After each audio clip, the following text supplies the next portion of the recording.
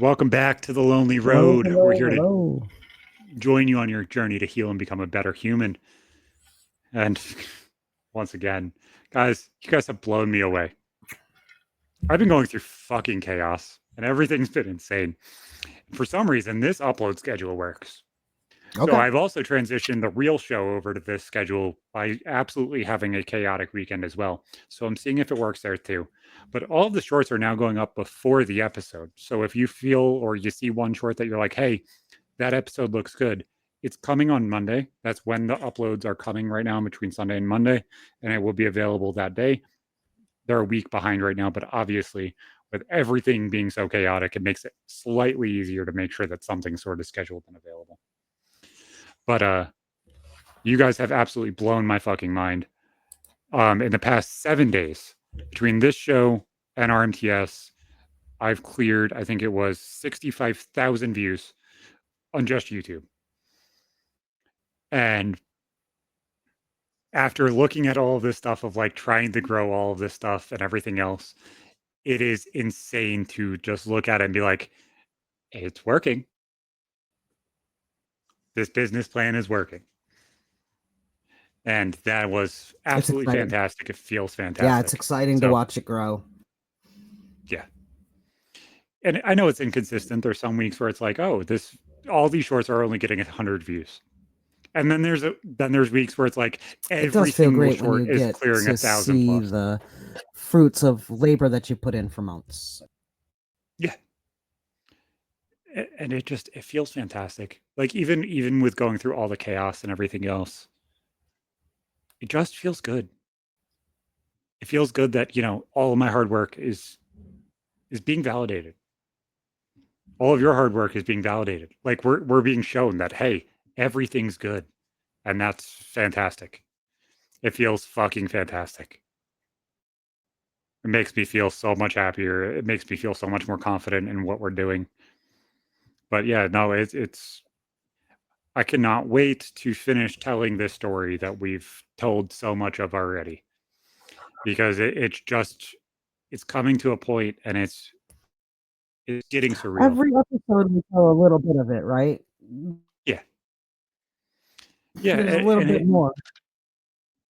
and it feels good to be available to talk about it, but at the same time, it's like, oh, you can't get it fully.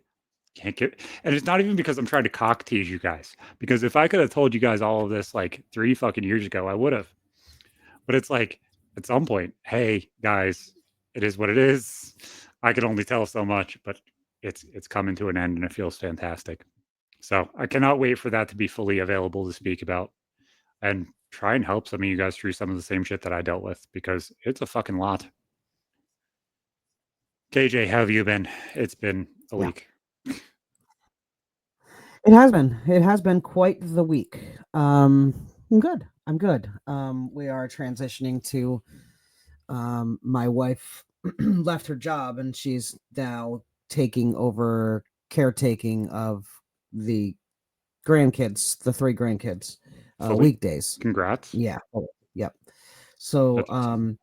yeah, it is. It's good. It's good. So we are just getting into that new schedule. Let's see. Other than that, I just am making some moves in the shadows and making my life a little bit better. Um, Repairing some things that I fucked up, unfucking myself, if you will. So if like I messed up my license, and it was taken away, and then I had tickets, and then I drove without my license, and I had that almost went to jail. My sister kept me out of jail, and I ended up paying off all my fines, and I'm able to take my permit test again, which I have to do all over again. I have to do all of it again, which is fine. Because you go on the DMV website and you take the practice test. I'm scoring above on it, so I'm really happy. I'm just making the test to get my permit again so that I can get back on the road. So that's good. Yeah, I got I gotta get mine too. yeah, After my neck, I'm still, and I was talking to my lawyer about this. I was like, I'm still afraid. yeah. It's just like I don't want to have to deal with, my neck seizing up and not being able to do it. It's like when you live in an area where I'm at, it's like it's not, oh, herder, everything's okay. You still might run into a tree if you're not even on a mountain, but like I have a fucking mountain. To go anywhere, I have to go off a mountain.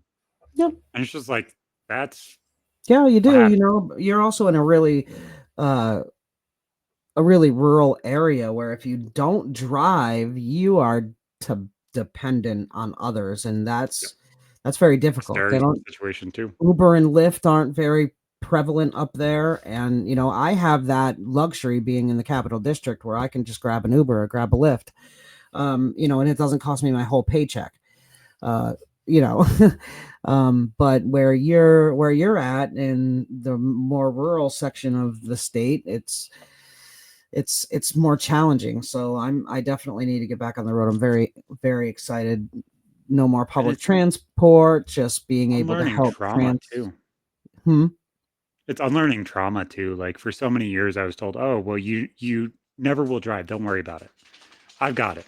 Somebody who's blind telling me this. It's hilarious. "Oh, Yeah, you're never going that's funny. And that was I always the funny part to me, was that she was blind, but telling you couldn't do things. I have Um, texts as far as I think it was 21 or 22 where she legitimately told me that she'll never let me drive because she doesn't want to see me get hurt. And it's just like that's fucking wild. And like looking back at now that I'm like an adult, I guess it's like that's fucking crazy. It's crazy to look back at. yeah. Yeah. So I'm making some, moves in my life, and it's interesting. Um, I'm glad that I'm getting my shit back together. Yeah, so things have been busy, to say the least. Yep. Yeah, busy is definitely the word. The other big thing that I am thoroughly excited about, other than things just going my way at the precise moment, I'm now engaged to my beautiful, wonderful fiance, and I am Yes. so fucking excited about that too. Obviously, we've been talking about getting married for a while now. I will not give the actual real timeline on that one, but that feels so good that it's moving forward. And you know how like when somebody's not supposed to be there, you get tired of them being there, and it doesn't just like me and Bree have molded into like almost one where it's just like you want to do something today, and like if she senses that I'm down at all, she will just start bouncing off the walls. Like yesterday, I was just completely overwhelmed with fucking everything. Just fuck everything. It's just like it's positive, but it's just fucking overwhelming. And she's like, okay, we're gonna go to the store. We're gonna buy baseball gloves for the kids because we said we're gonna do that today. And then we're gonna go to the park for as long as your arm can take it. And we're just gonna spend time with the kids. And it's just like, oh fuck, man. It's nice not having to like rely on just my energy to get everybody through the fucking day. And it's like, I absolutely can see me spending the rest of my life with you. It's not just like, oh, at some point I will get tired of this. No, maybe a little bit of the attitude, but that's about it. And it's just like, I'm completely okay there. It feels right. And it's weird. That's great. But yeah, Yeah, that's great. I'm so happy. That's awesome. That is awesome. That's great. All right. So I don't know any good segue into this yeah, whole well, you brought up this topic and I thought it topic. was interesting because I see it as a positive thing. Yeah. And I know that a lot of people wouldn't. I know that this is more a dude thing than a girl thing. I also understand that part. But I'm kind of confused where this was like, oh, that's a good topic. Not because it's a bad topic, but Right. because I get lost in like my autism in this situation is fucking weird because I get lost. I talk to everybody the same way. I talk to you the same way. I talk to my mom. I talk to Bree the same. You know what I'm saying? Like it's all the same level of respect. If you don't know who I am, learn who I am because you'll understand that I'm joking around and kidding around.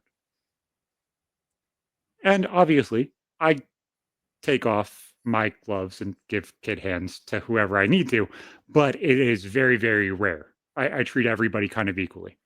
So some people saying that teasing and stuff during relationships or during friendships and stuff being negative to me is weird because that is never my intention at all.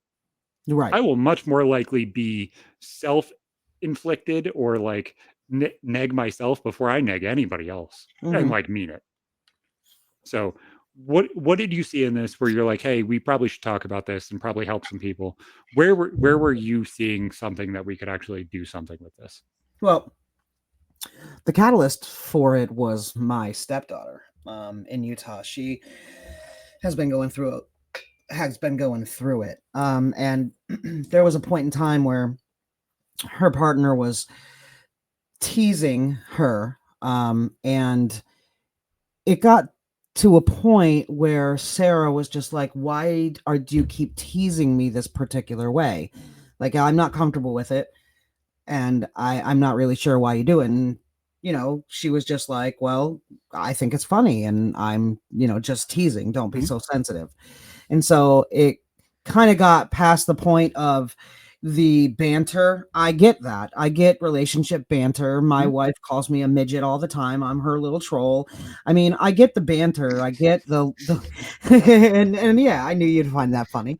But I get that. I get all that. What I don't get is when it gets past that point where you get unaware or don't care about the person's feelings. And then when they ask you to stop, because it hurts their feelings, or, I mean, you just don't feel comfortable with the way it's coming across now.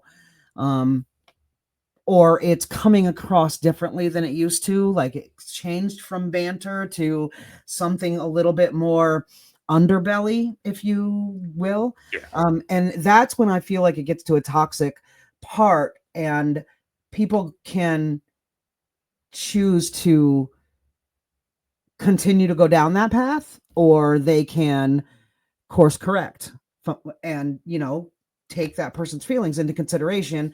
Course correct, yeah, I was kidding, maybe I didn't intend for it to be that way, but the other person feels that way, so I'm going to put a little sensitivity in there because I Yeah. understand that they're having feelings about it. So uh, first off, I normally don't do this because I think that I should be allowed to speak however the fuck I feel like. That's just who I am. But the two things that I'm going to pick at and point at in this situation are kind of trigger warningy. So at this point, no longer listen to this fucking episode if you cannot take very, very, very fucking harsh conversations. Because I have two very big ones that kind of stick out like a sore fucking thumb. So at some point, when I start going into a monologue of the story that happened and explaining what happened, don't fucking listen if you can't take it. I completely understand. Click off, go click on to another video, get some help if you need some help, or listen to some of the shorts, or click around. You find something. It's okay. I understand. Um, so to me, this is kind of how all of my relationships are. Is I like having a level where I'm able to joke and have fun with everybody in the room. That is me. Like you've seen this, and like regardless of if somebody's comfortable with the language I'm saying, regardless of if somebody's comfortable with the topic I'm saying, normally I don't even give myself warnings of like, hey, no, you guys are clicking onto a fucking Zach video. You know, for damn sure, I'm going to be bouncing off the walls and telling you some crazy ass fucking shit that you probably have never fucking heard before. But I kind of understand where this goes negative in some places, but it's really kind of hard to see where that line is of where it goes from positive to negative. To me, there is almost no gray area in between. It is either completely positive and negative. Like once that person that is making a joke knows that it hurts you and they say it again, then they're targetedly doing something on purpose. And that to me is where it gets iffy. Like if I tell you, hey, so I attempted at this point in my life, or I felt like I was going to attempt at this point in my life, and all of these things happened, and that's why I crashed. And you target my attempt or my suicidal ideation, like you're a piece of shit. You just openly are. Like if I'm making jokes about it, I'm allowed to make jokes about it. If you're going to banter with me and have fun with me while we're actively on the topic and having a conversation about it, fantastic. That's absolutely okay. But if you're going to go out of your way to bring it up randomly in an argument or in a point or open randomly about a targeted itching at a fucking scab, there's a fucking problem there. That's not, to me, teasing and bantering with somebody is completely different than picking at somebody's fucking wounds. Hmm. And that to me is more or less where the problem actually is like if you've actually had those conversations in your relationship, which you absolutely fucking should, then they should know the lines of like, hey, dark humor's okay here and here. Don't fucking touch here. It's like Yeah, the asshole of your life. Don't touch my asshole, please. That's for it. sure. I mean, you get to know people that you're interacting with, and you absolutely, a lot of my own relationships start with that banter, and Mhm. joking banter. And it's okay as long as it's reciprocal, as long as it is comfortable with both parties. It's when it's when you become unaware or don't care about somebody else's feelings. And if you're unaware, then it's on the other person to say, "Hey, I'm uncomfortable with that. I'm I'm uncomfortable with that. So what do you mean by that?" And although you may mean, you have pure intentions, I'm not comfortable with that because strokes my chords for some reason, you know, and Yeah. and and it doesn't mean that you have to police what you say. It just means that that's a trigger point for me. And Mhm. at that point, if that person in your relationship, whether it be husband, wife, boyfriend, girlfriend, cousin, brother, sister, whatever, if that person, friend, whatever, decides that they're going to continue to do that thing, they may just be the asshole. Now, where I'm coming from is there was on my on my daughter's side, there was never any infidelity. You know, there was a couple times where there was half truths told or not truths told or things held back because she didn't want to hear reactions or was afraid of reactions, but never anything of the infidelity type. Mhm. Well, her partner, her wife, at this point, decides that she's going to, over a period of months, like anybody that she interacted with or had any kind of any Connection kind of with. interaction with, Yeah. she was cheating on her with. And it got Mhm. to the point where Sarah was like, "Hey, I'm not comfortable with this." Not my wife, Sarah, my daughter, Sarah. Anyway, daughter was like, "Hey, I'm not comfortable with this. Um, can I don't understand where this is coming from." And her partner was like, "I'm only kidding. I think it's funny to rattle your chain." And my daughter was like, "Hey, okay, but I'm not comfortable with that. So can you please stop?"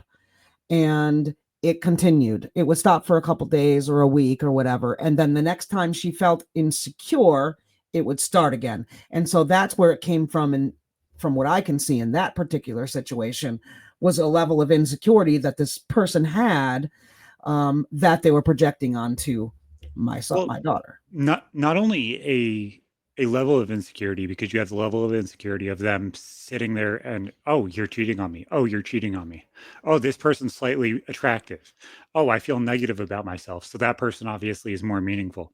You have that part which is absolutely destructive by itself because if you can never get past that point and prove yourself, as we've talked about before, you're in a cyclical cycle where you're just going to get torn apart. And then there's also the part where this person is absolutely a fucking joke of a human. And, I don't use those fucking terms lightly, but that's exactly what it is. If I can't tell you my fucking feelings and say, I feel like there's a fucking problem, you have to come to the fucking table and fix it. Mhm. This fucking relationship is over. Right. And that's I'm a hard never thing. going to say, herder, it's a fucking joke. I'm insecure. You're so fucking insecure. You're more worried about, you know, being funny and not even being funny, just, getting your feelings out there and making everyone else uncomfortable because you can't take being uncomfortable. It's a very uncomfortable situation or uncomfortable conversation when you need to look inward toward yourself because something in the relationship may just be your fault, and it's Yep. okay. But you need to be strong enough to be able to take hold of that, wrap your fucking brain around it to be able to save a marriage. But instead of pushing, you're overreacting. You're overreacting. You're making too big of a deal out of this. You're the problem. You're reacting. You're this. You're that. Push. And then when there's a reaction, then they're the problem. People like this that are unavailable to actually have the conversation and openly refuse to actually say exactly what their feelings are. You should not fucking get married. You're just looking for a fucking slave almost. That's what the answer is. You're looking for somebody who will fucking lay in bed with you at night, make sure your dinner's fucking cooked, and fucking make sure that, the fridge is filled with beer. That's all you're doing. Regardless of if you're a chick or a dude, it doesn't fucking matter. It's the same fucking answer. It's the Yeah. same fucking answer that I dealt with my ex as well. Now, I've been very, very transparent and open about my suicidal ideation, and it's caused me a lot of issues. It caused me a lot of strife in my marriage. It caused me a lot of strife before my marriage. It caused me a lot of fucking problems because it's encompassing of all of my fucking life until I finally was able to let that fucking impulse go. So, around the end of 2022, might have been 2023, my ex looks at me and says, "You know what? I just wish you fucking died. I wish you actually accomplished what you were trying to do because I can't fucking take you anymore." To me, that shouldn't even be a part of this conversation. But to me, the topic is kind of slighted away from actually saying, where the problems are in these relationships. Oh yeah. It's not teasing No. because at some point, when it becomes a negative thing, it is no longer teasing. No. She's trying to shove the problem off on your suicidal ideation instead of looking back and saying, "Hey, I might have done something incorrect." But a personality like her, from everything that I've been around, say I isolated myself from her a long time ago. But from what I saw, a personality like that can't look inward, can't find, can't be wrong, Yeah. can't be wrong. And to me, from the things that I've heard from Sarah, the things that I heard from you, and everything else, it's a very, very similar story. Mm. It is somebody who absolutely has to be fucking right. Oh, you're cheating. Oh, you're doing this. Oh, you're doing that. And guess what, bitch? You're fucking wrong. No, you're wrong. And furthermore, I have a theory, and I've always really had this theory that if somebody's hardcore coming at you for something that you're not doing, they are probably doing that fucking thing, you know? Well, that point right there is actually kind of crazy. Me and Bree and my mom sat down one day. And when you get one shit disturber and two people that will just let him go, these stories get really funny. So we're sitting there looking at, every possible infidelity my ex wife did. Oh, she had conversations with this person and, set up to meet up with this person. There was 15 fucking people that I never held her fucking accountable for up until the end of my marriage. That's not even after. In 15 fucking years, there's 15 fucking possible people. And guess what, bitch? You were the one who was cheating. It's not fucking hard to fucking see it. No, but of course, it's you and your perverted needs that wanted that to happen. And that's how she's gonna take that and put that back on you. Because Yeah, that's I totally wanted at the beginning of our marriage, mm, months after our marriage started, you to be hitting on people and trying to meet up with them in the parking lot of my job so you could sleep with them in a fucking big rig. Go fuck yourself. You're a nah, whatever. fucking idiot. I'm just um I just really feel like if the banter's the banter and you have No, the The banter is the banter is the banter, banter, and you and you're have a cutting out. personality, and the Yep, personality is either genuine or not. That it is the banter, and that's part of your relationship, and you know that mutually. yep. Yeah, Or it if you you're have a somebody lighthearted person and you're that available to is keep making going, you feel miserable. you're cutting in and out, and I'm trying to cover for you. I'm not trying to talk over you, not trying to drive you nuts. You're freezing a little bit. So when that banter Well, turns from something positive to a negative, it well, you're becomes cutting something. in and out. I'm cutting in. We're both cutting in and out, bro. We've been doing It it. It's is been next to the this recording thing. whole Is there a wire?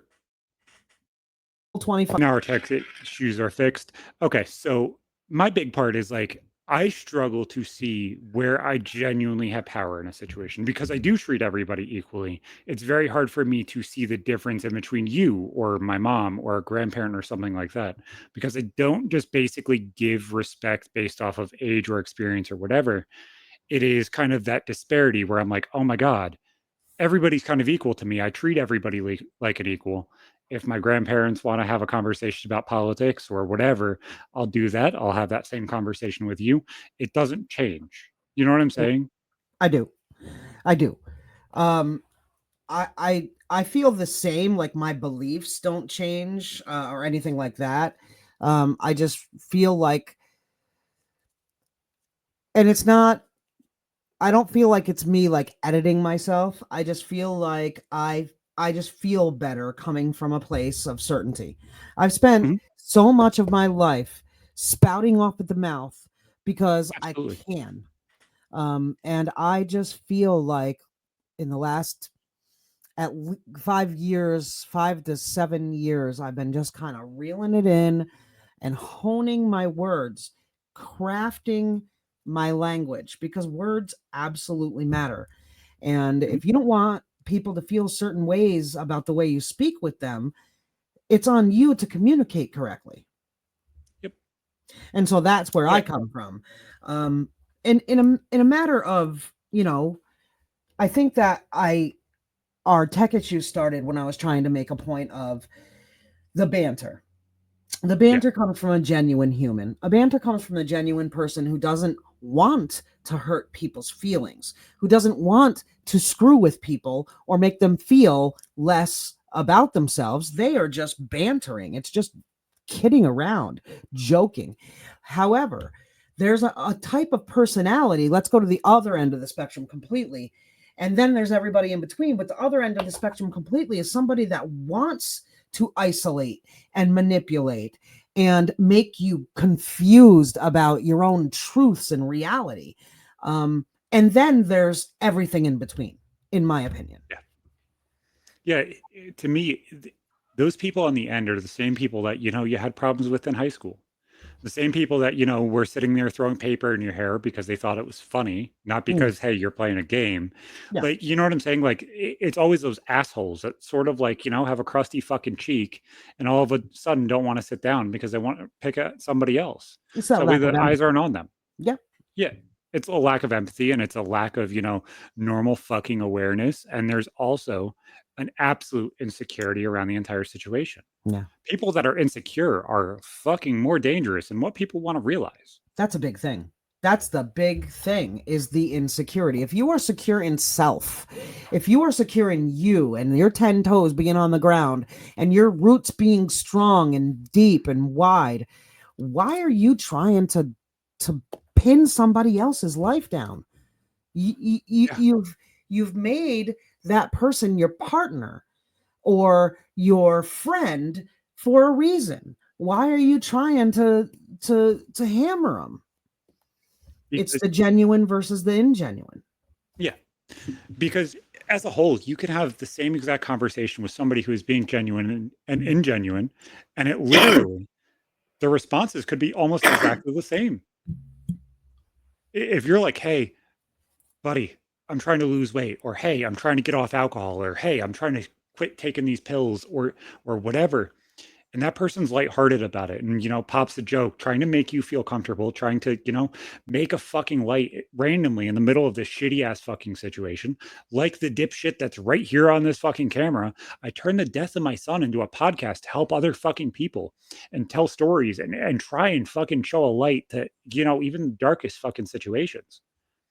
But that same exact fucking sentence could be said out of malice. It's Mm-hmm. not the words that are being said, it's the emotions that are behind it.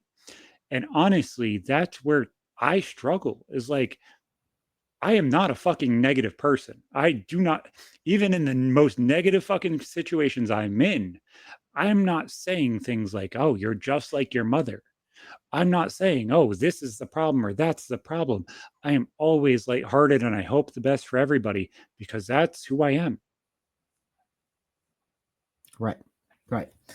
It's it's the it does start with intent. You have intent one way or another. You may have good intentions, and the things you do really shit on people, not intentionally, but sometimes the way you come across can just be shitty on other people. And if you're not aware enough of your surroundings, if you can't read a room, if you are the main character and everybody else is a NCP, then you're not doing any service to anybody. You know, Yep. it's being aware of your surroundings and everybody else around you's surroundings. If you would pop in with a joke at one point, but there's somebody there that might, it's sensitivity around it as well. Yeah. So if you're a kind of guy, and you pop jokes all the time, and that's fine because we know that about you. You're just like your mom. You try to get people to laugh. That was one thing about her, is when I was upset, the first thing she would always try to do would be to get me to break through and laugh, to do something to break that ice. And then once that ice broke, then you could start to talk about things because things aren't as narrow. I get that. Uh, It, it's almost like how I see all interactions in those situations. If I can make you feel something, and positive emotions to me are so much more acceptable than making you fucking angry.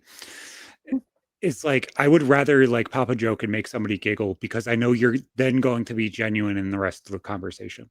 If I can break the conversation here and we get a cheap fucking giggle. That cheap fucking giggle is more valuable than what most people genuinely understand because we can then go and have a fucking absolute intellectual in-depth conversation about fucking anything mhm. and it doesn't matter. Right. But there's only you can't do that with everybody. Oh I no, know you can't pop in with dark humor with just anybody because nope. people be looking at you like you're out of your mind. Um, but it's again, it's intent. It's, why are you doing this? Why is this happening? And is it really because of the outside catalyst, or is it something within yourself that needs resolution? And this one, this is the one that absolutely kind of stuck out to me when I looked over this and I was like, oh wait, that works. And it's this story right here. Me and my ex were sitting there having a conversation, and this happened right after she filed the divorce. It was the last time that I've seen her actually, and she starts an argument. She has borderline personality disorder. She is one of the most fucking aggressive people in the world. There are some days where she was absolutely fantastic to be around and playful and giddy and everything else. And there were some days where she was absolutely the most destructive Kim Jong Un motherfucker that you'll ever fucking meet in the fucking world because she just wanted to watch the world burn because it was the most enjoyable fucking thing for her. And she made the comment about my suicidal ideation again. She told me, I wish you would commit suicide. I hope that your baby passes, which she ended up doing because of her and everything else. And then she looked at me, she said, you know what, you're just like your abusive father. You're just like the person that abused you in every single fucking way. And it's like, you're one of fucking 4 people that I openly told up until this point, go fuck yourself. Go fuck yourself. Yeah. Yep. And whether it's Sarah, who I've been helping in private DMs, or, you know, publicly, it doesn't fucking matter to me, or any of you people that are listening to this. It's okay to have a fucking boundary. It's okay to tell somebody to go fuck themselves. It's okay to fucking stand on something, because standing on something is all you fucking got in this world. Yeah. Yeah. And if that banter turns to derogatory or offensive or hurts your feelings, make sure you communicate about that. And as the other part of this, of the situation, if you can't take that criticism constructively and move forward in a way that's going to rectify the situation, then what are you really doing there? What's the purpose? All you're doing is hurting people. All you're doing is hurting people. Is And that your goal? Is that your goal, to just hurt people? You know what I mean? Like, some people, it is because they need to feel bigger and better. And then at the other end of the spectrum, you have the person that's genuine and just kidding around. They're funny, you know? But don't let that banter turn into derogatory or offensive. Put your boundaries up. And if you come across that kind of personality and you realize that that person really isn't wanting to change their behaviors, you need to move accordingly so that you don't get caught up in the tornado that may happen if that person has a purely narcissistic personality. And you're legitimately allowed to just tell people to go fuck themselves. What do you owe people? If that person is sitting there abusing you in multiple fucking ways, whether it's emotionally, mentally, monetarily, physically, or even worse, fuck them. You chose to share your life with them and walk a path with them, not for them to abuse you or take the things that you've shared with them and turn them around to harm you. That's not how this works. That's not love. That's not any kind of love. I said something very, very vulnerable today. And it was weird that it was prompted the way it was. I filled out a stupid fucking Facebook quiz because I was bored today. And one of the answers was, my ex-wife is my longest relationship, but that'll be over soon. A few more years and it'll be past. Bree looks at me. She's like, what are you talking about? That's 15 years. I said, no. You count the marriage, because the marriage is the biggest, most important part of a relationship you can have. And to me, my marriage ended the first second that fucking divorce was brought up. Divorce is what ended this. Divorce is not a question unless it's ending the situation. That means the first time divorce is brought up, this situation's done. I was like, I'm looking at you and this situation. I'm looking to marry you. That means whatever the fuck you need me to fix and change, I'm going to go through fucking hell to fix it, change it, and we're going to build whatever fucking life you want. But that also means that we both have to have the same fucking courage to understand that, hey, there's some days that fucking suck. Mm-hmm. And guess what? Divorce will never fucking come out of my mouth, and I'm going to stand by you through fucking everything. Yeah. Because that's my job. That's commendable, but just make sure that, you know, not that, look, I already know that Bree is a completely different person. So absolutely. Let's just put that aside. But don't let your commitment to someone blind you to the things that should not be happening. Oh, don't let that happen. Don't ever let that happen again. But my point was like, relationships end when that thought comes in your head, regardless of if you feel like, oh, I'm going to do it or not. Oh, I get it. Now are moving differently. I understand. Oh, I get it. And I'm with you. I completely understand. But at the same token, just a piece of advice for you, because I watched you do it and I watched you flip into it. You know what I mean? Just don't Yeah. allow it. Not that I think that that person that you have just proposed to is anything like that, because I don't. Nope.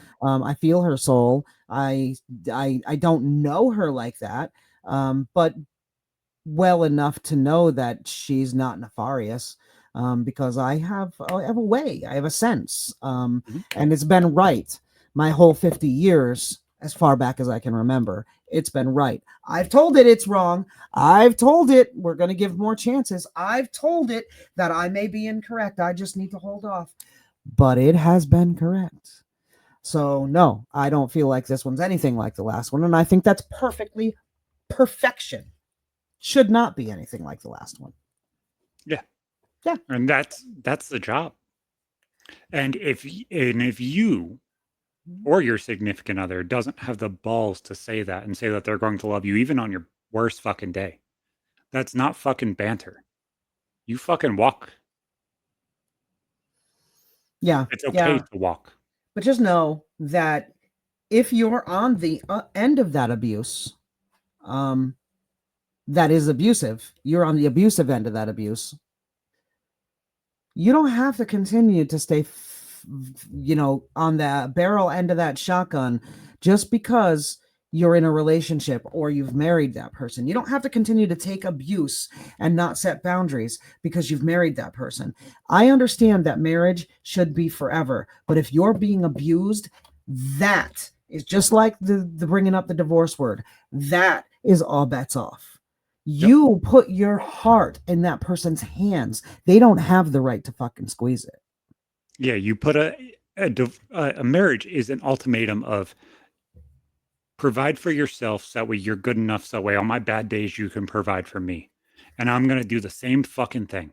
Yeah, you got to fill your own cup so that we can fill the cup of each other when we're low. And when there's problems with abuse, there's problems with neglect, there's problems with all of this stuff, whether it's you, your kids, or any problem in those relationships. It has to be a fucking line.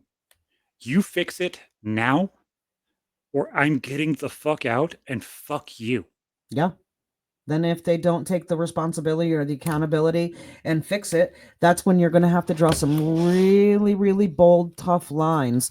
And then they're going to want to come, some cases, a lot of cases, they're going to double back and be like, oh, I know. Now I see where I was wrong and I'll do anything.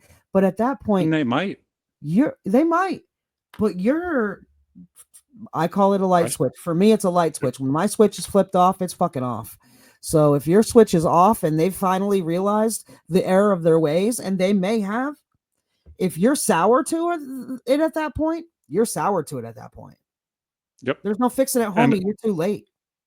it's either, a lot of fucking work that 99% of people don't want to fucking put in, or it's fucking gone. Yep. Yep. When it gets to that point, it gets to that point. So just be careful when you're bantering or you start relationships and everything's good and then something shifts but you continue to do that. It may be hit in a different way, so just be sensitive to the And to the path your relationship's traveling. if you're not somebody who fucking jokes around, if you're not somebody who has fun and is lighthearted and you're fucking stone faced and serious, or you're fucking emotional and you can't take fucking jokes, don't fucking put yourself in one of these situations because it's just going to hurt you. Like, there's a lot of people that would not be able to deal with me, not because I'm mean, but because I fucking joke about fucking everything. Mm. There's a lot of people that can't handle me. There's a lot of people that love having me around that still fucking hate me as a person because, hey, they fucked up and I just got really fucking loud about it. That's why you fuck around with 15 dudes. Guys, we'll see you fucking next time. Cheers. Keep walking this journey. Keep going. It's okay. Guess what? I fucking love you. Have a great They week. might. See you fucking next time.